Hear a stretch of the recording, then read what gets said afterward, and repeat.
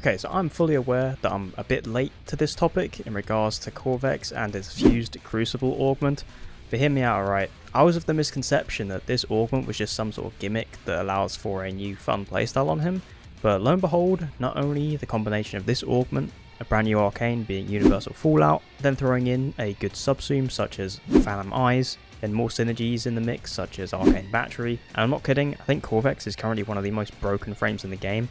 I'm not just saying that because there's obviously a bunch of hot topics and conversations surrounding Qorvex. Listen, I love Nova, and I'm never going to judge a man for having a difference of opinion on the Warframe. I think his video on Qorvex being the quote-unquote worst Warframe in the game is extremely well put together, and I think the overall backlash to that video was a bit over the top.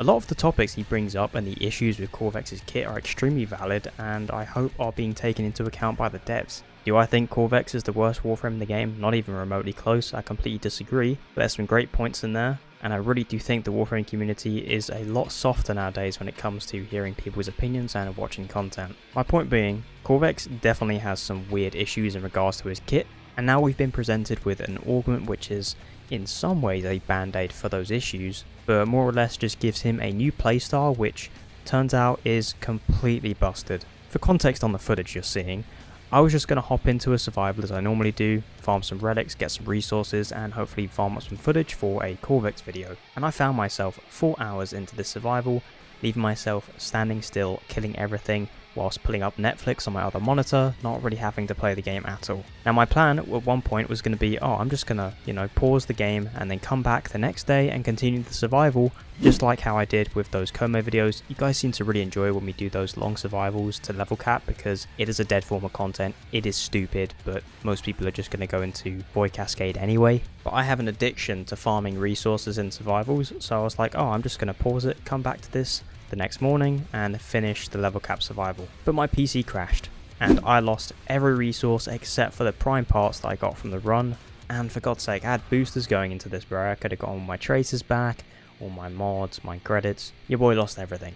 But at the end of the day, we ended up going about 4 hours in the survival. Just most of it me standing still, occasionally swinging the mouse. Any effort I really had to put into surviving was always when either an Acolyte or Thrax showed up at each 5-minute interval. This is one of the most brain dead setups I think I've ever used in the game, and I'm not going to say I need to nerf, okay? Qorvex isn't that strong. It's just this augment is, or rather the combination of... Let's just go over the build. What the fuck am I doing? So, Fused Crucible turns his ult into a channel. It drains energy instead. You can now move around very slowly, and that allows you to indefinitely pause the duration of your first ability as well.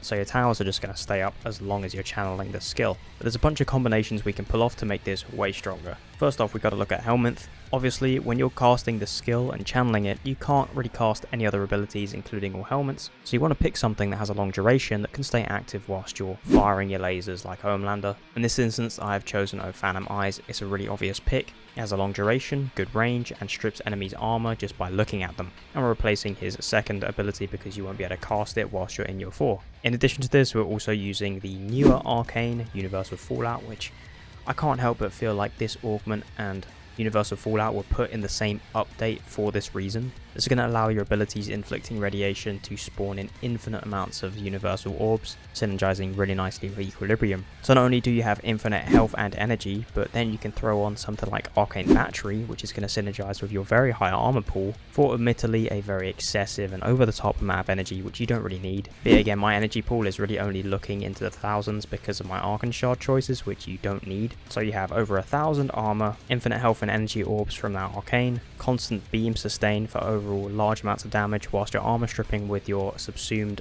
Phantom Eyes. And even when your Phantom Eyes isn't active, you're still going to be killing things very quickly. Another obvious pick would be to replace the grouping of your second skill. You can throw on a Nautilus. You see in the gameplay, a lot of enemies are just getting pulled in repeatedly because of my Sentinel. It's allowing all those chain explosions to really synergize off of each other, keeping your first ability down, by the way, at each choke point that enemies are funneling through, and then spraying your lasers through those pillars is going to chain that damage even further. You really want to be using this. And then, of course, the obvious put a decent amount of range on your build. Most of the strength used in my setup is mainly to help the armor strip with a Phantom Eyes. Outside of that, you really just want to build in for a large amount of range. You could even go max range if you want, as it's going to help your explosions. You don't have to worry about survivability too much because you're mostly going to be stuck in your ult, which you are invincible during the cast. But for those moments where you want to leave your ult and then place down your first skill again, rolling guard is going to help keep you safe. And of course I've got an auger mod in here for shield gating at the same time. I did get caught off guard a couple of moments during the survival. I did die, and then we just used last gasp cheese to survive.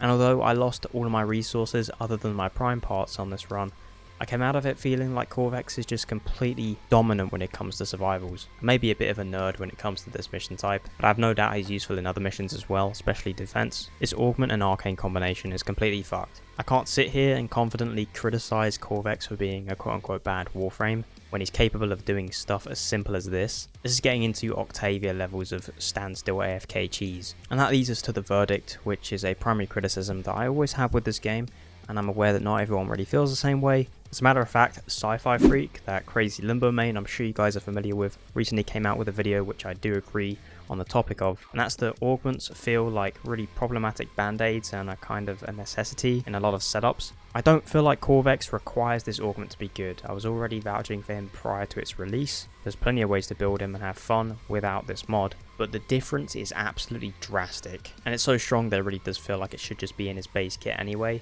This is an issue which occurs with a lot of augments, especially ones based around armor strip. For example, his other augment, Wrecking Wall, allows you to strip armor with his second skill, which I just feel like needs to be integrated into the base kit. He's not terrible without it, but it's just very frustrating having to use a mod slot for something as important as armor stripping when 90% of the frames that drop nowadays seem to have that in their kit anyway. This augment is overall less of a band-aid than some others. It offers a different, unique playstyle, which not everyone's going to like, but the idea of it being a band-aid comes from the fact that it's completely fucking broken. Majority of that survival was me sitting still, spraying my Crucible Blast, not moving. I was probably moving more outside of the game in my chair, just flicking through Netflix than I was in the game. I don't think this is going to get nerfed because not enough people really care or play Qorvex to really get something like this nerfed, but goddamn, he's pretty strong with this, I cannot lie. Luckily not everyone's going to be abusing the setup because it does get a bit boring, but if you guys haven't tried it, I'd highly recommend you do because it is kind of hilarious, especially if you've got a negative opinion on Qorvex. Anywho, just figured I'd cover this augment real quick. I wish this video could have been so much more on the footage standpoint. I really wanted to go to level cap in the survival again, just like I did with those Come videos. But my PC, even after I cleaned it out, has been crashing a lot lately. So the odds of me being able to pull off one of these really long survivals again for content is just non-existent. So maybe I'm going to have to dabble in some Void Cascade or something. Anywho, appreciate you guys for watching. Hope you enjoyed as always. If you did, feel free to like and subscribe. If not, then no worries. And I'll see you guys in the next video. Y'all take care.